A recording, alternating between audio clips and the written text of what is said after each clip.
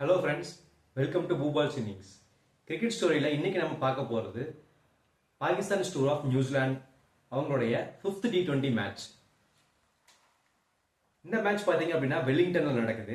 Toss ஜெயிச்ச New Zealand bowling choose பண்றாங்க. First bad பண்ண வந்த பாகிஸ்தான் பேட்டர்ஸ் போன மேட்ச் மாதிரியே தான் இந்த மேட்சும் யாருமே பிளே பண்ற இன்டென்ட்லேயே விளையாடல. கேப்டன் சல்மான் ஆகா தவிர வேற யாருமே சரியா விளையாடல. சல்மான் ஆகா மட்டும் 50 அடிக்கிறாரு. 20 ஓவர்ல பாகிஸ்தான் பாத்தீங்கன்னா 128 ரனுக்கு 9 விக்கெட் அப்படிங்கிற பொசிஷன்ல முடிக்கிறாங்க. நியூசிலாந்து சார்பில் நீசம் 5 விக்கெட் கேப்சர் பண்றாரு. இதை தொடர்ந்து இதை சேஸ் பண்ண வந்த நியூசிலாந்து பேட்டர்ஸ் சீக்கிரமா மேட்சை முடிச்சுட்டு வீட்டுக்கு போவோம் அப்படிங்கிற மாதிரி வந்ததுல இருந்தே பயங்கர அதிரடியா தான் விளையாடுறாங்க. செய்ஃப்ரட், ஃபின் ஆலன் ரெண்டு பேருமே பவுண்டரிஸ் அண்ட் சிக்ஸர்ஸா அப்பப்போ ஸ்கோர் பண்ணிக்கிட்டே இருக்கிறாங்க. இன்னுமே செய்ஃப்ரட் சிக்ஸர்ஸ் மட்டும்தான் அடிக்கிறாரு. நல்லாவே கம்பெனி கொடுத்த ஃபின் ஆலன் நல்லா விளையாடுறாங்க.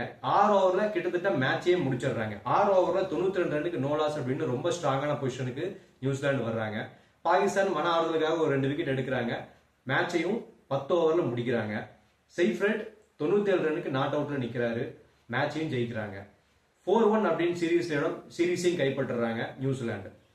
இந்த மேட்சுக்கு பிளேயர் ஆஃப் தி மேட்சா நீசம் சூஸ் பண்றாங்க.